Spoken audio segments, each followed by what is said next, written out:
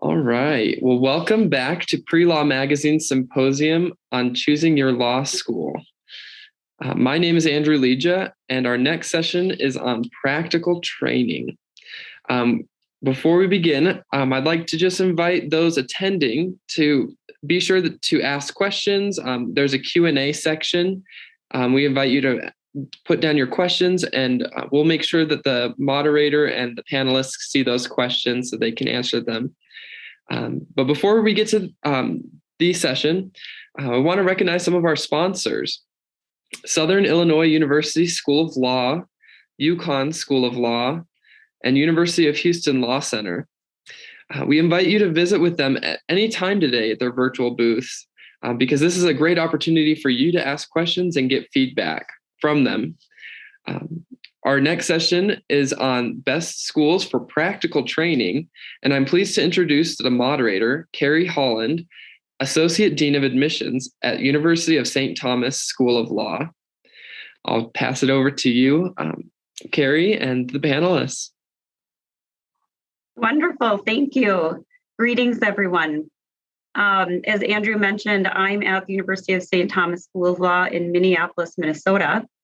So you can see my snowy background behind my image there.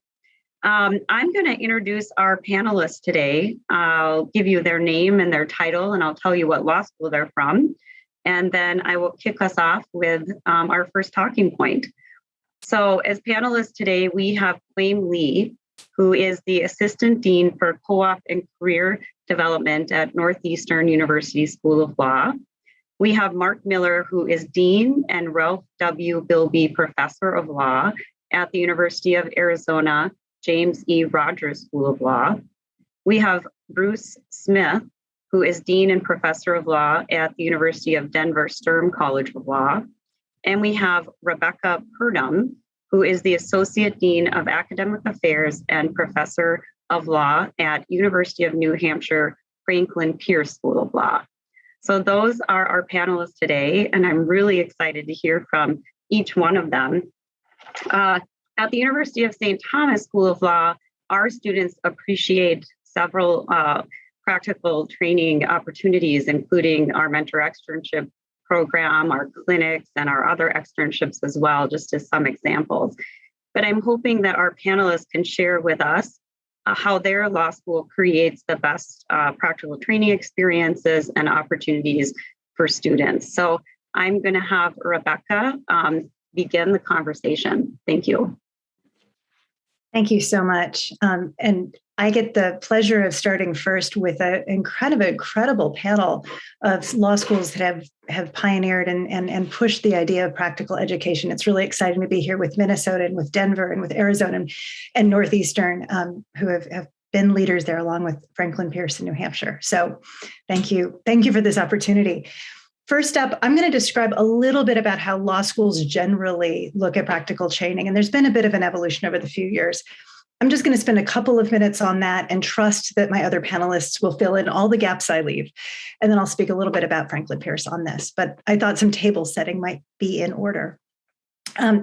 So once upon a time, many people didn't go to law school at all. Some of our most famous lawyers, including Abraham Lincoln, just had practical training. They walked into another law office and sat at a desk and learned from other lawyers how to do what they would do. And when law schools began, the law schools didn't try necessarily to provide practical training. There was a kind of a presumption that it was a bit of an apprentice model. You would go to law school and learn from some books, and then you would go into a law firm and you would receive your practical training there. I am just of the age that many lawyers and some of my law professors told me, you don't need to learn anything practical in law school. They'll teach you that at the firm. For now, just learn the stuff in the books. We have evolved significantly since that period, and the law schools on this panel, I think, have been some of the schools at the forefront of changing that story. Nowadays, there is a strong sense that students should leave law school with practical experience and practical skills and be practice ready. That's a term that wasn't used when I was graduating from law school, but is clearly part of the language now. Let me identify a few ways that law schools now embrace practical learning. First, just in the classes, there are still traditional podium classes where you learn stuff from a book and a teacher lectures or engages in discussion. That discussion is about the practical application of the law, but students are usually learning material. There are other classes and an increasing list of those that are specifically designed to be practical classes. The American Bar Association has encouraged us through our regulation to actually have skills classes required in our curriculum. And those classes look like all sorts of things. They can be classes around trial advocacy that teach you how to try a case or defend a deposition. They might be transactional classes that teach how to draft a contract. And in that class, students write not just one draft of a contract, but multiple drafts of a contract. You will see that work in the classroom itself. Second, within law schools, we now have clinics. These clinics often are run by licensed attorneys that use students essentially as junior associates and represent live clients. Many law schools have many different kinds of clinics. I'll describe some that we have, but there is an opportunity to practice within the law school under a licensed attorney on cases that are live and pending. We also have now extensive externship programs, and it is very common for students to leave law school for one or more terms during their 3 years and take an externship in a placement, in a firm, in a government office, in a nonprofit, in a place where they are working with other lawyers. There are additional programs. Those are the three big buckets: skills classes or experiential classes, clinics, and externships. But I think all of us will describe additional programs that have come about. And again, this is a great panel to talk about it because there's a number of innovative programs represented on this panel. Let me talk a little bit about some of that innovation at Franklin Pierce. At Franklin Pierce, we have a variety of skills classes where students get to practice skills inside of a class. And we have a very practical and pragmatic orientation to learning to do things as well as learning about things. We have a program called the Daniel Webster Scholar Program that takes that a step further. Students who are admitted into the Daniel Webster Scholar Program do multiple simulations over the years that they are in law school. They try some cases. They negotiate large settlements. They do large-scale work with lawyers across town. And this program has been identified by the New Hampshire Bar Association as a practice-ready program. Here's what that means. Students graduate, and the day before you walk across the stage to get a diploma, students are actually admitted without taking a bar exam to the New Hampshire Bar. So the day students graduate, they may practice. That's cool. Many of those students work far beyond New Hampshire. Many of those students also take bar exams in other states and go into practice. But the exciting thing to think about in practical education is that these students really are practice ready. A 2015 study actually looked at how these students performed once they were out in the workplace and found that they were functioning competitively with folks who had 2 or 3 years of law experience from the very first day they walked in the door. That means students are doing better, now competing some of the associates they walk in with. It also means our employers look to that program not only for entering law students, but when they're looking for laterals, they'll come and hire our students directly out of school. That kind of practical education is exciting. We also have a series of externships. About 90% of our students do at least one externship. We have up to 4 externships available for students. That means that you can do part-time externships, full-time externships, 1 semester, a full year, and have multiple experiences with multiple employers before you go into the workforce. That means that students often have a lot of experience. It also means they've been exposed to some employers who may decide that they were great externs and would make great employees. And so we often find that that is a job generator. Finally, our clinics, we have several clinics that students can participate at the law school. We have 3 I'll talk about briefly. One is a criminal practice clinic. Students who want to work in the criminal field can defend live clients. And some of those clients are adults, some of those clients are juveniles, but actually get involved in everything from arraignment to trial to sentencing to appeal. We have a second clinic that is a transactional clinic that really banks on our intellectual property expertise. And so students get involved in trademark, copyright, and patent litigation with a variety of live clients across the United States. And actually, we have some international clients there as well. So students can participate in those cases. Finally, we have a technology transfer clinic where students work with other governments to think about ways to do technology transfer agreements between governments or between corporations and other governments and the United States. These are exciting opportunities at Franklin Pierce, but I'll say they represent, I think, what you'll find across a number of law schools. In a criminal clinic, you might get a chance to be involved in a trial. At a transactional clinic, you might have a chance to work on contracts or licensing agreements. At the tech transfer clinic, you may be able to work with nonprofits and governments in international settings. That variety is pretty exciting to see and provide students with a number of ways of practical training. Always want to say more about your own law school, but let me take this opportunity to hand it over to Dean Miller at Arizona. Great. So let me start by saying hello, and what a pleasure it is to be on a panel with these colleagues. I think Rebecca nicely laid out both the history, the emergence of more and more focus on practical training across the American Legal Academy, encouraged by the ABA Council on Legal Education, our regulator, but driven initially with the emergence of clinics and then with this far broader array. So I think one of the really fundamental points is that across the country, you will find a mix of in-house clinics, what might be called external clinics, regular clinics set up, but for example, supervised by the state attorney general's office, or not externships, which tend to be more specialized and more varied, but established clinics not run by a regular full-time faculty member. The variety of externships has dramatically increased, and the ABA rules allowing for distance ed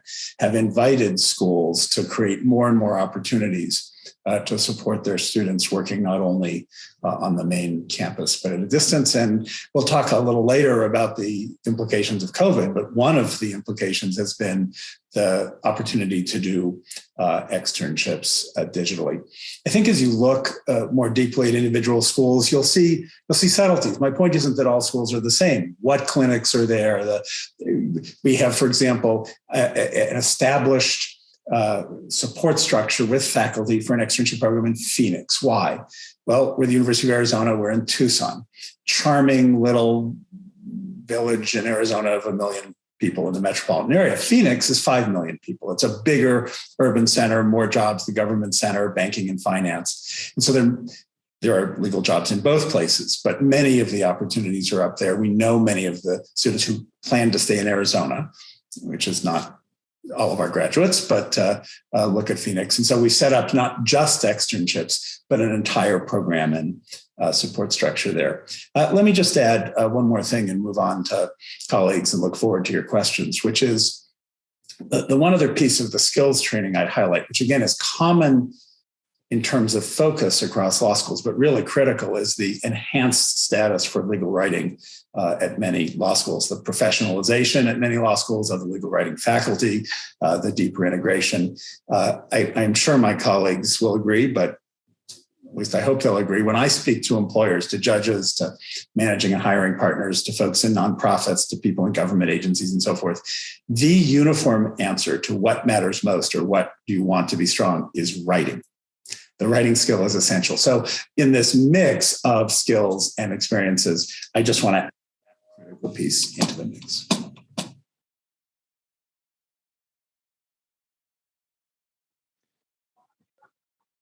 Good afternoon, everyone. And it's really a pleasure to be here this morning or afternoon, wherever you happen to be, with my wonderful colleagues.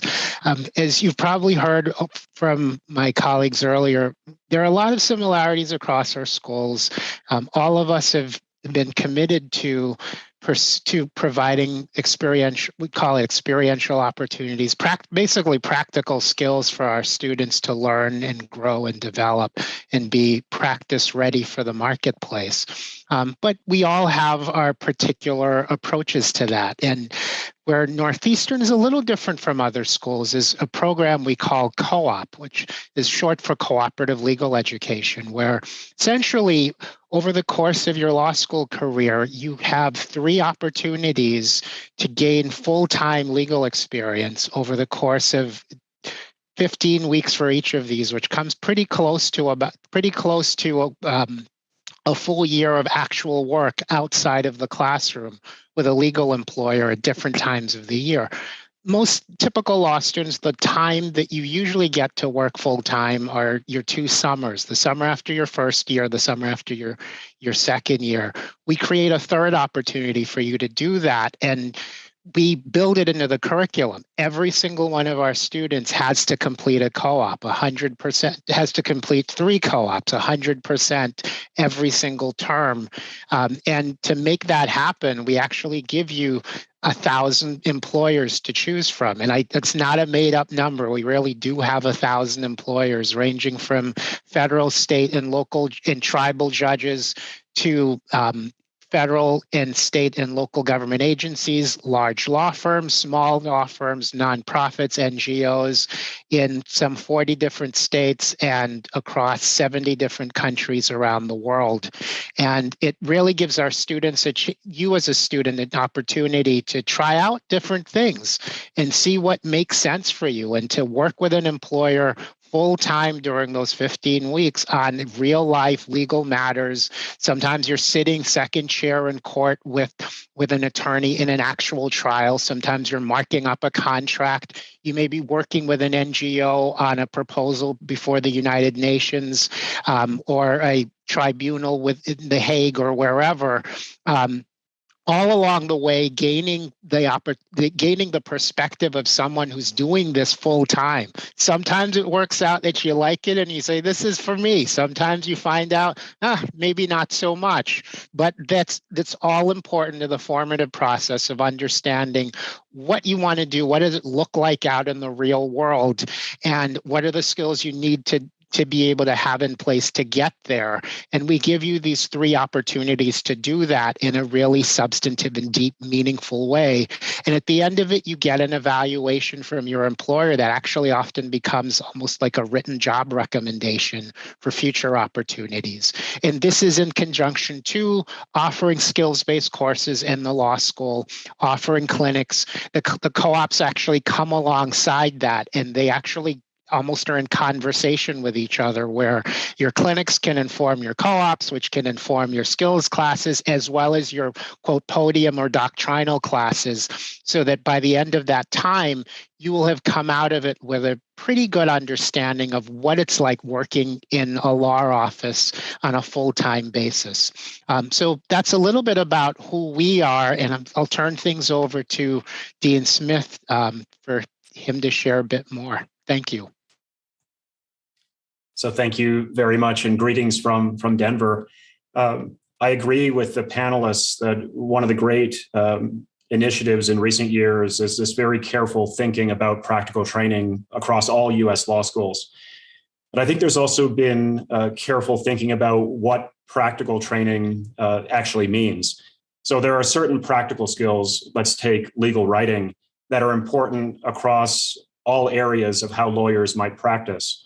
But lawyers practice in many different settings, and some of our thinking, at least at the University of Denver, has related to the variety of ways in which lawyers practice. For example, some may choose to work as community organizers or as social justice lawyers working closely with grassroots organizations. That's not a typical type of course that law schools have provided, that is social justice lawyering or cause lawyering, but it's something that we seek to impart in our students who choose to do it. So too with the way we train in transactional matters. It is the case, despite all of the breadth of offerings represented on this call, that many US law schools, as a matter of history, have taught from legal cases and have taught in ways that are perhaps better designed to train lawyers in the courtroom than those who negotiate or engage in transactions. Clinical offerings have helped address this, but also very practical courses on reading financial statements or engaging in due diligence, the things that many lawyers may find themselves doing that many law schools, not necessarily over recent years, but over history, have sometimes failed to impart. We actually have in our community in Colorado, which has many startup communities, places like Boulder and Colorado Springs and Denver, a number of our graduates who want to work at the intersection of law and technology, they actually may be working even at law firms where coding skills, where software development are an aspect of the way they need to interact with clients or with their business purpose at the firm.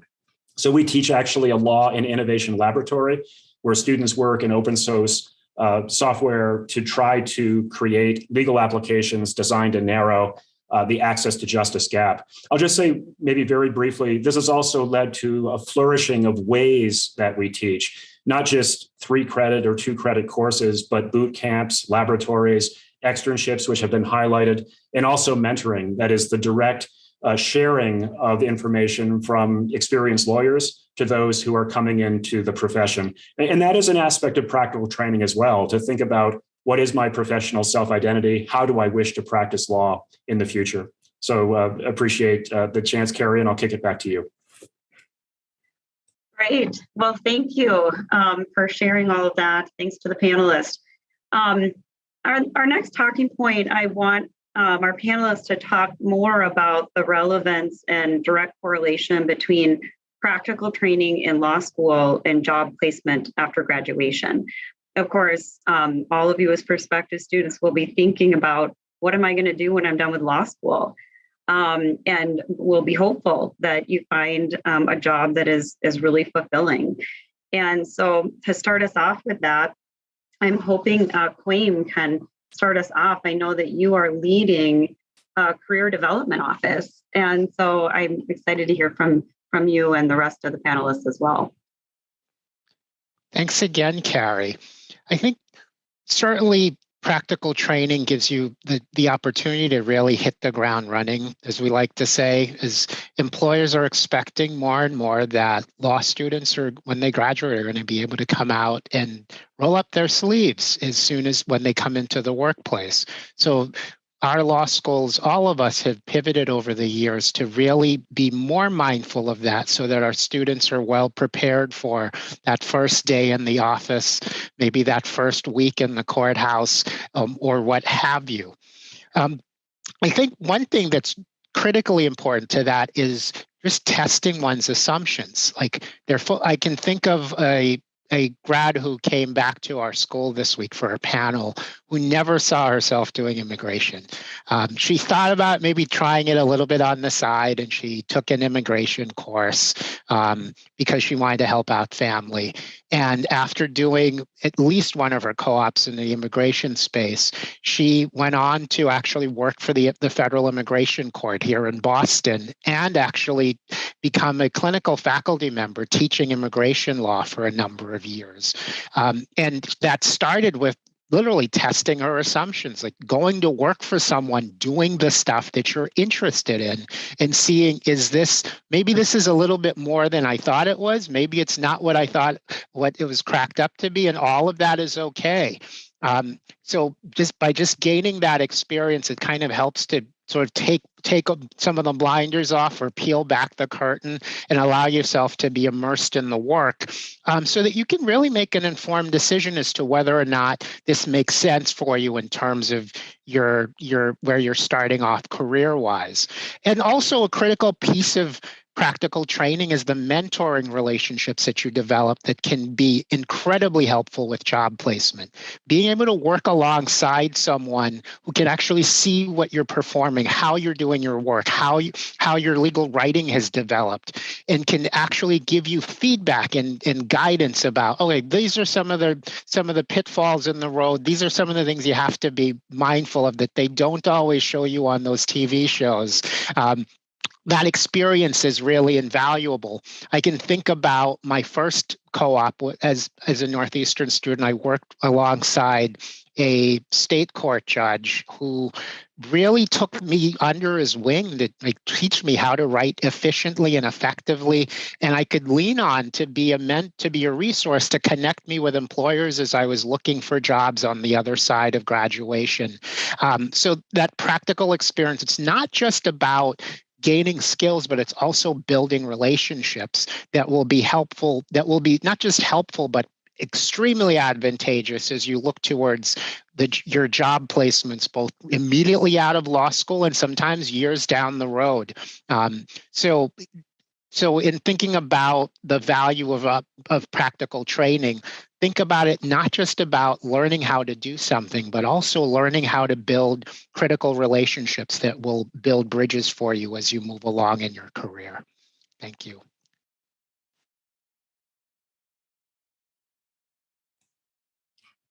So maybe I'll follow with some reflections. I think one of the heartening aspects of students contemplating law school is that legal educators, and certainly all of those on this call, think a lot about the practical needs of employers, a range of employers, governmental employers, nonprofits, law firms, corporations. And we've actually learned a lot empirically through survey evidence about what employers are seeking. So employers are certainly seeking the types of practical skills we've discussed, but increasingly, at least in our experience, are looking to students who can lead, who can work collaboratively, who can practice law in global and cross-cultural settings, who have emotional intelligence. And the result, I think, has been a flourishing of thought in US law schools about how best to train those types of skills, which are not that easy to train. Leadership is important, but developing a leadership training program is one that requires careful thought. But what can be said is law schools are closely connected to their employers, and I think on balance, giving employers a very strong set of trained graduates. One of the things that's changed at our law school, at least in the last 5 or so years, relates to the nature of our externship program. At the University of Denver, our program has always been large. We are Denver's only law school, so we have students work across the city and across the state. In 2016, consistent with guidance from the regulator that guides US law schools, we began to allow students to work in externship settings for which they received both academic credit and pay. And this means, in essence, that students now can work in corporations, in plaintiff side firms, and civil rights firms, in law firms of a different nature. And that's been quite important for us because our placements now are roughly maybe 20 to 25% in those particular domains, many of which are leading to longer term postgraduate employment. So if one were to work, for example, in a setting, let's say a corporate setting, one in the beverage industry or the sports industry or the financial services sector, sometimes those students are ending up in those organizations postgraduate. And sometimes they're ending up with other employers, governmental regulators, law firms that are intrigued by that practical experience that has newly become available, or at least more broadly available to students. So those are some thoughts, at least in the evolution of externship practice and training over the last few years.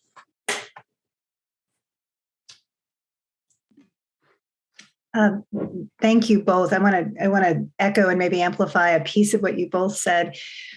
I always think practical training has two buckets. There is the actual skill. Do you write better? Did you see a deposition? Were you able to engage in a project? And then, as Dean Lee said, kind of the connections or the mentorship. And as Dean Smith said, kind of the experience that you can have across industries. I'll also add in that just understanding the culture of the legal practice. For those of us who were first generation, at 21, I could walk on a farm anywhere in the country and kind of understand how farms work. I had been pretty good at school, so I could walk into a college or a law school and pretty much understand how to do well in class. Walking into a firm was a bit of a disaster the first time. Learning the culture of those spaces, which is a very highly stylized culture, a hierarchical one, a relatively conservative one, understanding how to navigate in that space successfully is as important for many of our students as being a good writer. And sometimes I think the students who struggle the most are those who have excelled at the academic side of the world and yet not had, as Dean Smith said, the leadership skills, the EQ, some of those other skills that are so critical to be successful in that space. I'll talk about one way in which we certainly see that.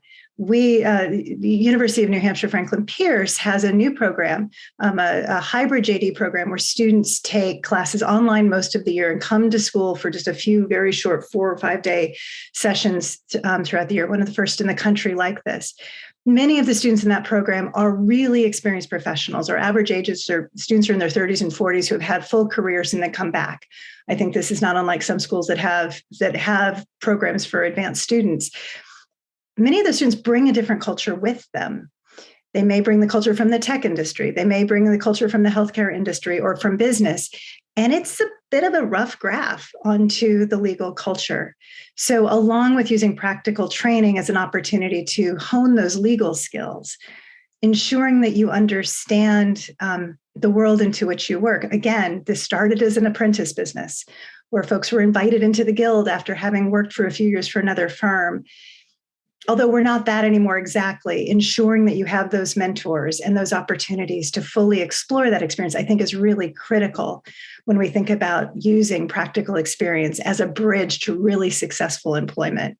And I will say, I just will say again, for those of us who were first generation, that was particularly critical and something as students think about their educational path to ensure that your whatever school you choose has those spaces for you to explore those opportunities and those needs so you're successful. So let me just add a couple of points. I think all of these comments are helpful and right. Quame's excellent point that part of what happens in externships or clinics or experiential settings is test driving. But of course, it's a lot more. So what have you heard? And I'm not going to do an exhaustive list here, but externships, experiential opportunities as pathways directly into a job, essentially building a relationship with an employer as a way to find mentors and get references. So it may not be direct pathway. So sometimes we're asked, should I go to an externship or should I do an externship rather than a clinic because an externship might be with someone who hires? Or should I go to an externship where they don't hire immediate graduates as opposed to one where they do? And the answer is it depends. It depends on the individual and the setting. But what's discussed with regard to employment is what are the virtues or advantages. And it's not always so direct. For example, sometimes it's a network. You work in immigration. You go to work in a government office or in a private side immigration practice. And all of a sudden, you will know both the organizations and the lawyers in that area because of your work. That's true for in-house clinics too, by the way. I wanted to highlight, sometimes we think, gee, externships lead to jobs. And in-house clinics, you may get more intensive supervision and regularized, but not at all. It depends on the clinic. I mean, one of the points that's been made before, it's actually quite an important one, is that many clinics are not litigation clinics. I think a lot of prospective students assume that if it's a clinic, you will be representing a client in court under the supervision of a lawyer. That is for some clinics. You've heard a few mentioned, but so many of the clinical opportunities, and as Dean at Arizona, I should be able to tell you exactly how many full-time clinics we have in the law school, but it's north of a dozen, and can't give you a count offhand. But what I do want to highlight is how many of them either work on policy issues or with government agencies or with courts on policy, not on litigation. We have Tribal Justice Clinic, Natural Resource Use and Management Clinic. We're working with counties. We're working with organizations that represent producers of various kinds of natural resources. A workers' rights clinic where we are representing people making employment claims that often intersects with immigration issues. And so even though if you have an interest in that area, you often learn about other areas. We have something, our version, Bruce talked about access to justice work and some of the law and tech training. We have something called Innovation for Justice, which is a really interesting program done in partnership between Utah's business school and Arizona's law school around developing alternative pathways. And Arizona and Utah happen to be the two states at the cutting edge of changing legal regulations. So allowing non-lawyers to be licensed to do limited practice or allowing non-lawyers to own firms. Very controversial among the bar, but very, very progressive. So, what I want to add is just some flavor. And I guess the sort of bottom line might be, personally, I don't advise prospective students at Arizona or Eswell to go to any school because of one clinic or one opportunity. Law schools are very rich and diverse, and you may find out that your interests lie down a different line. But what you can look at is the array of opportunities and just get a sense. I think what you've heard is something similar, the commitment to practical training, but you've heard sort of different emphases. And I think that flavor, what are the range of opportunities? What kind of encouragement or support? What kinds of networks? How much is it connected to employment? How many people stay at state? How many people take jobs out of externships or related to clinical work? I think those are all good questions where you'll see subtle differences, but they might help shape your choice. Wonderful. Thank you. Next, I would love to hear from each of you about how COVID has impacted practical training experiences in law school. When I think about mentor externship programs and clinics and co-op opportunities, I would imagine all of that looked very different at the height of COVID, and maybe still today, because of COVID, looks a little bit different and is a little bit of a different experience for students. So I want to hear about that. In particular, I'm excited to hear about some of the positive things that maybe came out of that, things that maybe you hope to sort of hold on to as we move forward and find that maybe COVID isn't affecting our lives as much in the same way as it has. So maybe, Mark, if you could start out talking about some of those changes that you've seen at Arizona. I'll start out, but keep it brief. First, because you all just heard from me, and second, because I want to make sure there's time for Q&A. Look, let me say first, and it's important, COVID is a misery. I wish it hadn't come. The costs have been immense. We've had faculty, students, and staff lose family members. Some economic dislocation has been severe. So I'm now going to talk about some of the virtues, the opportunities that have come about. But I think it's really important to recognize many of these were heading this way anyway. There were other ways to get here. We didn't need a devastating epidemic to do it. That said, we've all learned, I think I can speak for the profession, that it is possible to deliver very high quality legal education, including experiential education, through a screen. This is not to diminish in-person experiences or the value of relationships or how hard it is to build relationships if you're a new student or in a new setting or a work environment. It is to highlight that geography has become less of a bind. And the comfort and the quality of our ability to deliver materials, the learning we've done, whether it's in traditional clinics or outside clinics or externships or traditional substantive classroom settings, the learning we've done about how to be effective is huge. And I think I could back that up any way you want. Bar pass rates, employment rates, performance on exams, tests, clinical experience for clients, anything. The second quick point, and this is sort of a huge point, and it doesn't relate just to law schools. We are in a different world than we were in 2 years ago, and we are never going back. Work from home, varied working settings, distance working. And this is true whether we're within our law schools or our universities or in the many work settings we see. We see firms moving heavily virtual. We see firms moving into mixed. We see firms pushing back against that. We see this both on the business side and on the practice side. We see this in government agencies. You are coming to law school and will go through law school and will come out at a time where the expectations about work, where it's done and how it's done, are shifting. That's not to discourage you. That would be true no matter what career you're interested in. That's the new world we're entering, but it has immense implications for law. And if I knew exactly what those were, I'd share them with you, but I think we're all figuring it out intensely, and we'll figure it out with the practicing and bench and others we work.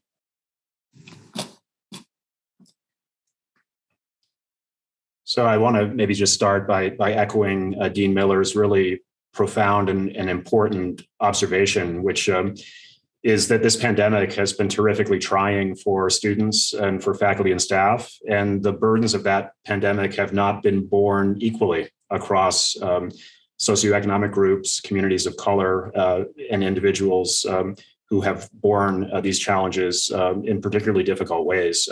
I will say, though, that the thrust of the question is, in some ways, is forward-looking. And I do agree that there are some very important and I think positive outcomes that we will see, maybe by way of accelerating trends, but also ones that I think are permanent and important. One does relate to geographic location. When I talk to students at graduation or in their third year, I often ask them, how do you wish to practice law? And many students respond by the city in which they wish to practice or the practice area. And I said, no. How do you want to build your life in the law? Do you want to live in Southern Colorado and ski on the weekends in Taos, representing indigent clients against the federal government? Do you want to convert a Victorian in Durango and do something that is the way a lawyer might live? In other words, might live like an architect or a writer. This opening up of the ways we can practice is going to be profoundly beneficial to the way that our future lawyers think about their lives in the law, at least in my view. It will lead to broader freedoms, broader ways of thinking about work-life balance. I think it will have profound and beneficial impact on lawyer wellness, which, putting aside the pandemic, is a really difficult challenge and one that deans and legal educators have struggled with. So my hope from all of the pain of these past years is that when in several years I ask students how they wish to practice, they'll be thinking of working in Jackson Hole or working in Seattle or working in a converted Victorian, working in a setting where they've thought carefully about the structure of the life they want to live. And for all of Payne, that's my hope for the future. So I'm in alignment with you, Mark. I think your points are very well taken. Wow. Thank you, Dean Smith. I agree that this is profound, and I appreciate your articulation of that. I want to echo this was painful, and I want to mostly be positive, but I'm going to be positive with a couple of caveats that I think are, again, relevant to any industry that's changing from everybody being in the office to perhaps a more distributed workforce. Here are the great things. Suddenly, you have access to mentors who aren't necessarily in the building where you are working, either in your law school or in the office in which you are doing an externship. That can include a great alumni panel. I know we have alumni all over the United States, particularly in our specialty of intellectual property. I know all these law schools do as well. And suddenly you have access to folks, both practically and kind of emotionally. Folks are more apt now to pick up the phone for somebody who's 3 states away than I think they were even in 2019. So those are great opportunities to look for mentorship and to look for leadership, particularly when you are in a space where you may be a minority within the area you're working, whatever that might mean. So we have that extra opportunity. We are not zip code dependent anymore. We can really craft the lives that we want. And personally, I really hope that does help us enhance access to justice, particularly in rural America, because people will be converting old Victorians and skiing on the weekends and feel like they have access to that kind of lifestyle. Here's the caveat. I think, like all industries, this means that folks who are new to a profession will have to take extra time and attention in the way they approach and seek out that mentorship. And here's the easy version. When I had an externship, it was really easy to stick my head in an office or meet somebody at a water cooler and ask a quick, breezy, casual question. We all know that scheduling a Zoom meeting with someone is a much more formal event now. If you are lucky enough that your supervisor uses Slack and is willing to chat quickly, that might happen, but we are all learning these new rules. And I think that makes this a tricky time. Students who have some practical training are easier to coach in a remote setting than those who have less. It is easier to coach someone on making a document better than it is to teach them to do it from scratch, particularly when the relationship is remote. And so as we go into this new era, I think practical training becomes even more critical for our graduates because they will be best placed to take advantage of the larger distances of the kinds of remote coaching that externship supervisors or new employers would be willing to provide than if their skills aren't quite as developed. So I think it's exciting, but I do think we have to ensure that our graduates and folks who are listening think about carefully how you approach that new world. It is a new world. And when Dean Miller has all the answers, he's going to tell us all exactly what it's going to look like. I think we're going to discover it together. It's tough to follow all of these really astute reflections on how COVID has affected us. I'd just like to offer a couple. One, I think it has taught our students, as well as all of us, how to pivot in ways that we haven't had before. 4 out of the 5 of us here in this session are in places that get snow. Snow days don't exist anymore. We're still open for business even when there's a foot of snow on the ground. I say that in jest, but the reality is your clients, their lives keep happening regardless of what's going on in the world, and are counting on you as an attorney to be there for them. And COVID, because of the exigencies that we've had to face and adjust to as we've switched to wearing masks, to lockdowns, to social distancing, to open up, to masks and vaccines and back and forth, we've all had to really be flexible and accommodate different environments, different circumstances, and really try to meet people where they are. And I am just so impressed by our students who already, because of Northeastern's model of co-op, are often in various parts of the country, but now also have the added opportunity to be able to adjust to working in very different circumstances in a way that many of us, when we were in law school many years ago, didn't think of. So it's really instilled a sense of the need to be flexible. It also has brought down, despite these little boxes that you're all looking at, it's actually brought down walls. And I'll give you an example. One of our longtime co-op employers, a federal judge, and usually federal judges have recent law grads that are called law clerks who work for them, and those are the folks who manage the interns in the office. Because of COVID, one of our co-op students was able to actually work directly with the judge, getting direct feedback with the judge, talking with the judge regularly. The judge would set up one-on-one Zoom calls with them in a way that chambers, when they were in person, just didn't allow for. And I believe it was Dean Purdom who said this.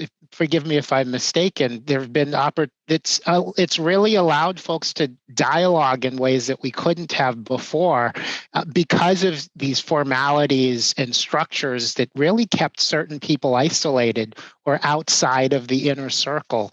Because of COVID, yes, there are formalities that we now have in place, but there are also opportunities to just engage with people all over the world, all over the country, because of the technologies that COVID has allowed us to see.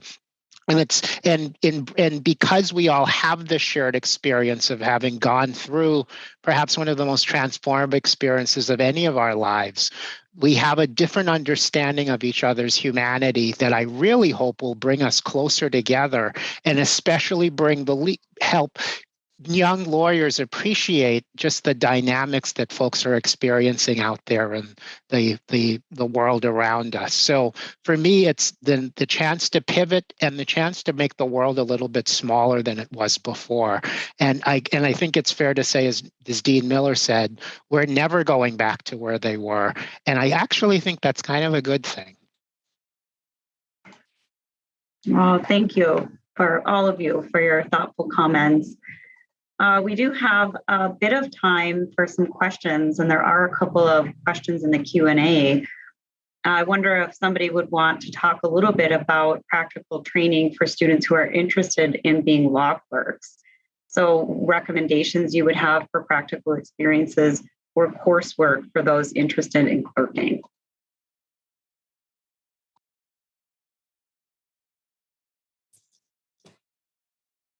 Terry, I think you could call on any of us. Maybe this is a great panel, and I learn from my colleagues' comments every time.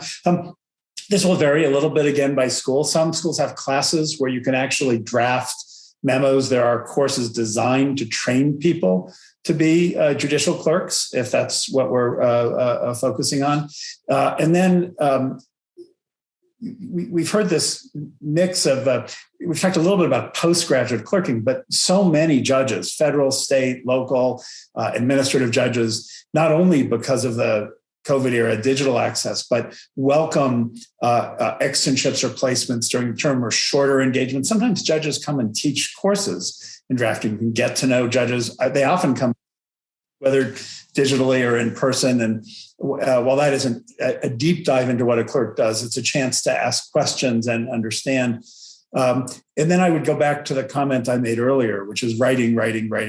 I don't know a judge or court, trial or appellate, administrative or otherwise, that doesn't want or need an ability, whether it's to write short orders or opinions or read and critically assess documents, where that fundamental skill is not necessary. So advanced writing courses in general, I think, would be very helpful for people who want to clerk. One thing I would definitely offer to someone looking to gain experience is interning for a judge. One of the things that one of the wonderful aspects of our particular co-op program is you can spend at least 15 weeks. If you do one, you can do multiple ones. Some folks sort of daisy chain them along with a judge where you're working full time in the chambers, whether conducting legal research for the judge or actually helping to draft sections of judicial decisions or opinions. I think back to my first co-op where the judge asked me to draft what are called findings of fact, which is how the court established what actually are the factual claims that will be part of the record. And I remember there were two clients, there were two parties involved in the case in a civil matter. One was suing the other, and their stories were so believable. And the judge said to me, "Quaim, they can't both be telling the truth. Someone's not telling the truth in this." And that seems so very small and simplistic, but that's what the judge actually does, actually stops and asks who's believable. And based on who's believable, this is how I'm going to make my determination. Something I would never have known from watching Law and Order on TV, I got from having spent those weeks working with the judge on a real live matter. And folks have used those internships, as we call them at Northeastern co-ops, for those weeks that they're there as really primers for going on to doing law clerkships. And many times those same judges who have colleagues who are on the bench, both at the federal and state level, can be excellent resources in terms of connecting you or as references or just making those inroads for future post-grad law clerkship down the road. So taking the opportunity to use your co-op, your externship for credit, your internship as a chance to just try out what it's like working for a judge can be a great way to gain those practical skills and just that general exposure and comfort level with the courtroom that will be advantageous for law clerking afterwards. Wonderful. Thank you. I want to move on to another question. So someone has asked, are externships paid? So prospective students might not really understand how those are structured. If someone could speak to that, and then also just a question about balance, which I think is really important to talk about with prospective and current law students. How does one balance having an externship, but also having other required or elective courses and other involvement? And so both the question about are externships paid and how do you find balance? So Carrie, maybe I could just offer a perspective. And I think things may vary a bit from maybe region to region and law school to law school. But let's say classically, when students would extern at a nonprofit or governmental employer with a governmental agency or a judge, and I mean, at least historically, those would typically be unpaid.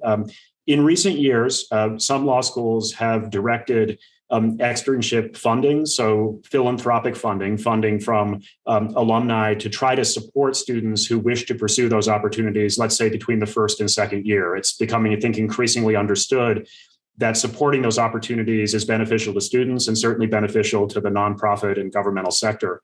I suggested earlier as well that depending on the approach taken at an individual law school and the market, certain for-profit employers, corporate employers, law firms can also, in some settings, partner with law schools to provide academic credit and to provide some financial support to students. And this is a matter of some institutional variation.